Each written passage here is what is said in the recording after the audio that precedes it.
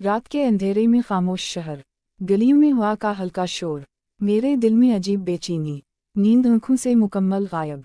मैं बिस्तर पर करवटें बदलता, सोचों की शिद्दत बढ़ती जाती, यूं लगा जैसे कुछ होने वाला हो बहुत जल्द मेरे आसपास। कोई अनदेखा राज छुपा बैठा हो शायद। दिल कह रहा था जागूं अभी, और घर की छत पर जाकर सब कुछ देखूं। हवा बदलती महसूस हो रही, रात की ठंडक भी अजीब, एक अनजानी कशिश सा लहजा मुझे ऊपर जाने बुलाता। मैं आहिस्ता चलता हवा अपने कमरे से बाहर निकला। घर के दरवाजे चरचराए, जैसे कुछ रोकना चाहते। मैं फिर भी आगे बढ़ा, जीना चढ़ता हुआ छत पर पहुंचने से पहले रुका। दिल तेजी से धड़कने लगा, यूं जैसे कोई सामने खड़ा हो मुझे छुपा देखता। मैंने सांस रोकी थोड़ी, और आहिस्ता से कदम बढ़ाया। छत पर हल्की सी धीमी रोशनी दूर दिखाई दी। मैं हैरान हवा कि वहाँ उस वक्त कौन मौजूद होगा। अक्सर हमारी छत बिल्कुल अंधेरी और खामोश होती, मगर आज हुआ कुछ मुख्तलिफ, और ये तब्दीली तशवीशनाक, जैसे कोई वहाँ बैठा कुछ अहम और खुफिया कर रहा। मैं एक दीवार के पीछे होकर एहतियात से झांका। सामने वो पुरानी चारपाई पड़ी थी जैसे हमेशा पड़ी, मगर इसके पास कोई हरकत होने का एहसास हुआ। मैंने दोबारा झांक कर देखा तो झटका लगा मुझे। वो मेरी बहन जोया थी, और इसके साथ मेरा कजिन आसिफ भी मौजूद था, मगर दोनों मामूल में नहीं लग रहे थे हरगिज। जोया के चेहरे पर खौफ, और आसिफ के लहजे में जल्दबाजी और घबराहट। मैंने फौरन समझ लिया, ये दोनों किसी बड़े मसले या परेशानी में फंस चुके हैं शायद। अभी इनके दरमियान कोई राज अभी अभी सामने आया। मैं रुका, सोचने लगा कि क्या करूं और कैसे मदाखलत। इन दोनों के चेहरे बता रहे थे कुछ संगीन बात। जोया ने बार बार हाथों से कुछ छुपाने की कोशिश की, जैसे कोई दस्तावेज या छोटा पैक्ट हो शायद। आसिफ भी बार बार पीछे मुड़कर घबराहट से देखता, यूं लग रहा था जैसे किसी ने उन दोनों को किसी गलत काम में फंसा दिया हो, और अब वो बचने की कोशिश कर रहे। मेरे दिल में शदीद गुस्सा और फिक्र दोनों साथ उठे। क्या ये दोनों किसी गलत आदमी के हाथ लगे हैं? क्या इन्हें ब्लैकमेल किया जा रहा था किसी वजह से? क्या घर पर कोई खतरा भी आ सकता है मुमकिन? सोची मेरे दिमाग में तेज रफ्तार घूमने लगी। फिर अचानक जोया रो पड़ी, और आसिफ ने हाथ उठा कर उसे चुप कराने की नाकाम कोशिश की। बार बार मैं मजीद खामोश ना रह सका, और अचानक आगे बढ़कर उन दोनों के सामने आ गया। फौरन ही जोया चौंक कर खड़ी हुई।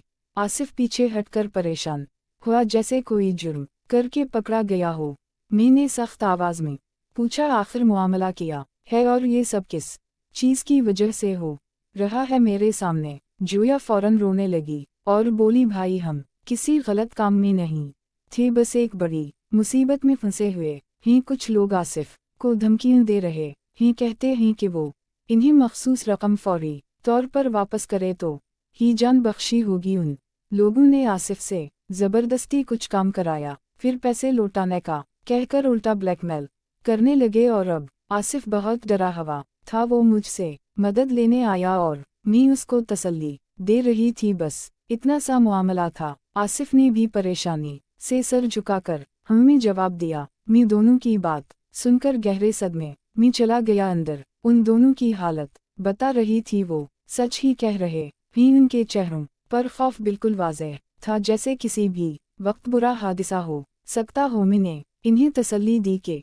अब तुम अकेले नहीं हो, मैं हूं तुम्हारे साथ, हम मिलकर हर मसला हल करेंगे। मगर पहले तुम दोनों नीचे जाओ और खामोशी से अपने कमरे में चले जाओ। आराम से मैं कुछ देर ऊपर बैठकर सोचूंगा कि उसको कैसे हल करना है। दोनों आहिस्ता से नीचे उतरे, और मैं छत पर तन्हा खड़ा हुआ रात की खामोशी में सोचता रहा कि अब क्या होगा, और कौन सा खतरा हमारे घर के करीब आ चुका है। शायद कहानी का असल मोड़ अभी शुरू होने वाला था। रात गहरी होती गई, और मेरे जहन में सवालों का तूफान शिद्दत पकड़ता गया, जैसे कोई पर्दा जल्द उठने वाला हो। मैं छत के एक कोने में जाकर बैठा।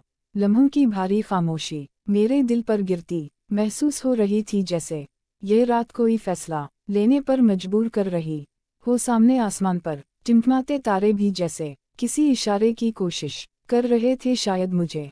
मैं बार बार सोचता रहा कि आखिर कौन लोग हैं जिन्होंने आसिफ को इस तरह ब्लैकमेल किया होगा, और वो आखिर चाहते किया ही क्यों, हमारी खानवादी जिंदगी में मदाखलत कर रहे हैं आखिर क्यों।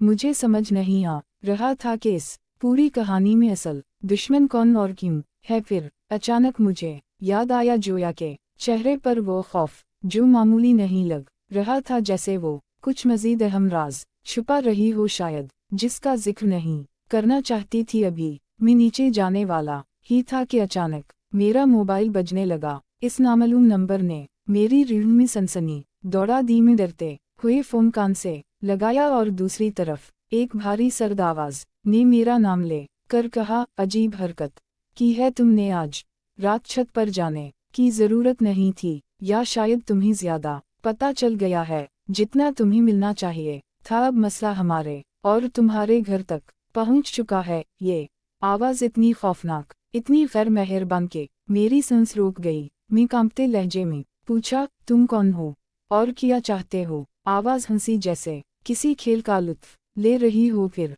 बोला, तुम्हें बहुत जल्द पता चल जाएगा। फिलहाल जोया और आसिफ दोनों अपनी हद में रहीं, वरना उनके साथ वो होगा जिसका तुम तसव्वुर भी नहीं कर सकते। फिर फोन बंद हो गया। मैं चंद लम्हे सुन हो गया, जैसे जमीन पाँव से खसक गई हो। दिल तेज धड़कने लगा, माथे पर पसीना आ गया। मैं समझ गया अब ये मामला आम नहीं, किसी बड़े गिरोह या सख्त गिर लोगों का हाथ इसमें है, जो आसिफ को पहले भी इस्तेमाल करते रहे थे और शायद अब हमें भी करना चाहते हैं। मैंने फौरन नीचे जाकर जोया के दरवाजे पर दस्तक दी। वो खौफ से दरवाज़ा खोलते ही पूछने लगी, भाई क्या हवा, आप ठीक।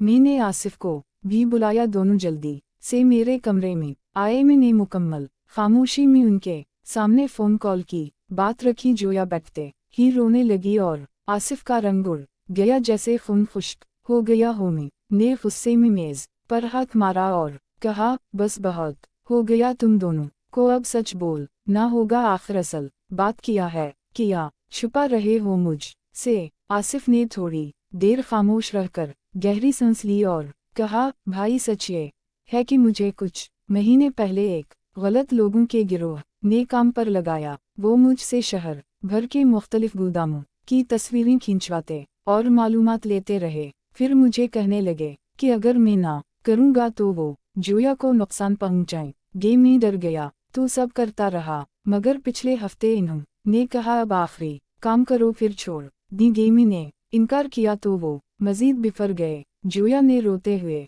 कहा, भाई मैं उसे सिर्फ तसल्ली देने गई थी कि वो किसी पागलपन में फैसला ना कर बैठे। हम खुद ही खौफजदा थे, किसी को बताने की हिम्मत नहीं हुई हमें। मैंने दोनों की बात सुनी और दिल में अजीब तूफान उठा। मुझे लगा जैसे घर पर कोई बड़ी मुसीबत चक्कर लगा रही है। मैंने फैसला किया कि अब डरने का वक्त नहीं, ये मामला हल करना ही होगा। मैंने आसिफ से कहा, कल सुबह से पहले पहले वो लोग तुमसे राब्ता करें या ना करें, मगर हम उनकी चाल समझेंगे। तुम अब अकेले नहीं हो, ये मेरा वादा है। मगर कुछ भी तुम अकेले करने की कोशिश ना करना, हर कदम मेरा होगा तुम्हारे साथ। जोया ने डरते हुए पूछा, भाई क्या वाकई हम उन लोगों से बच जाएंगे। मैंने उसके आंखों में देखा और कहा, हम जब तक मैं जिंदा हूँ तुम दोनों पर कुछ नहीं हो सकता। मगर ये कहानी अभी ख़त्म नहीं, बल्कि असल ख़तरा अभी शुरू हुआ है, जो हमें आने वाले दिनों में पता चलेगा। रात बीत गई मगर नींद सबकी आंखों से दूर रही, जैसे हर लम्हा किसी नए खौफ की दस्तक